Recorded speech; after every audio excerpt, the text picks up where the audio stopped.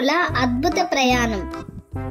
చూడండి పిల్లలు, మహారాజు కుమారులైన వాళ్ళ రాజ్యం కోసం వాళ్ళు చేసిన అద్భుత ప్రయాణాన్ని ఇప్పుడు ఈ చిన్న కథ ద్వారా తెలుసుకుందాం. అనగనగా ఒక పెద్ద రాజ్యం ఉండేది.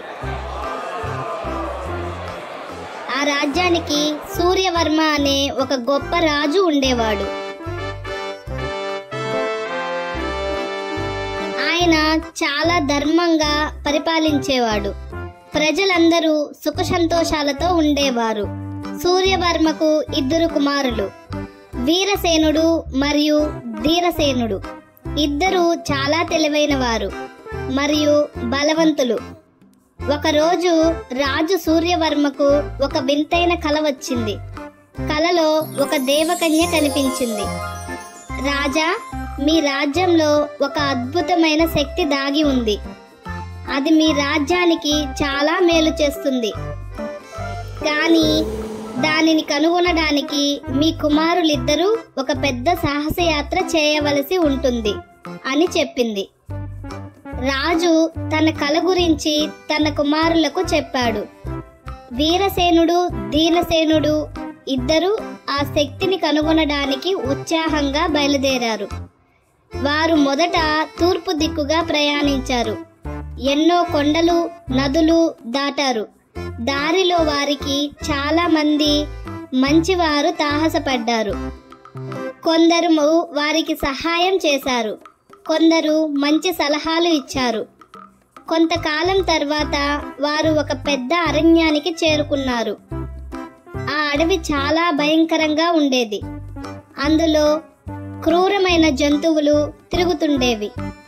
కానీ రాజకుమారులు భయపడకుండా ముందుకు సాగారు. అడవి మధ్యలో వారికి ఒక ముసలి ఋషి కనిపించారు. రాజకుమారులు ఆ ఋషికి నమస్కరించి తమ ప్రయాణం గురించి చెప్పారు. ఆ ఋషి వారిని దీవించి, మీరు వెతుకుతున్న శక్తి ఈ అడవి చివరన ఉన్న ఒక పురాతనమైన గుహలో ఉంది. కానీ ఆ గుహను చేరుకోవడం చాలా కష్టం. దారిలో ఎన్నో ఆటంకాలు ఎదుర్కోవాల్సి వస్తుంది. మీరు మీ ధైర్యంతో వాటిని అధిగమించాలి అని చెప్పారు. ఋషి చెప్పిన దారిలో రాజకుమారులు ముందుకు సాగారు. వారికి ఒక చోట ఒక పెద్ద కొండ అడ్డుగా వచ్చింది. ఆ కొండను దాటడం చాలా కష్టంగా అనిపించింది. అప్పుడు వీరసేనుడు తన బలాన్ని ఉపయోగించి ఆ కొండను తొలగించే ప్రయత్నం చేశాడు. ధీరసేనుడు తన తెలివితో ఆ కొండ చుట్టూ వేరే దారి ఉందేమో అని వెతికాడు. చివరికి ధీరసేనుడు ఒక రహస్యమైన దారిని కనుగొన్నాడు. ఇద్దరూ కలిసి ఆ దారి గుండా కొండను దాటారు. తర్వాత వారికి ఒక పెద్ద నది ఎదురయ్యింది. ఆ నది చాలా లోతుగా ఉండేది. దానిని దాటడానికి వారికి నావ లేదు. అప్పుడు వీరసేనుడు చెట్టును కొట్టి ఒక చిన్న తెప్పను తయారు చేశాడు. ఇద్దరూ కలిసి ఆ తెప్ప మీద నదిని దాటారు. ఎట్టకేలకు వారు ఆ పురాతనమైన గుహకు చేరుకున్నారు. గుహ ద్వారం చాలా చిన్నదిగా ఉండేది. లోపల చీకటిగా భయంకరంగా ఉంది. రాజకుమారులు ధైర్యంగా లోపలికి వెళ్లారు. గుహ మధ్యలో వారికి ఒక ప్రకాశవంతమైన రాయి కనిపించింది.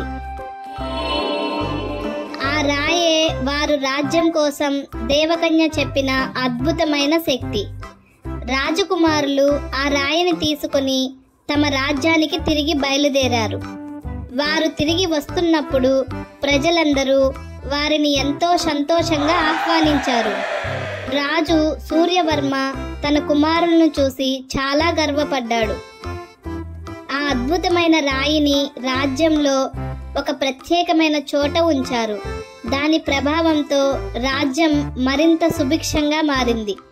పంటలు బాగా పండాయి. ప్రజలందరూ ఆరోగ్యంగా ఉన్నారు. వీరసేనుడు, ధీరసేనుడు తమ ధైర్యంతో, తెలివితో తమ రాజ్యానికి గొప్ప మేలు చేశారు.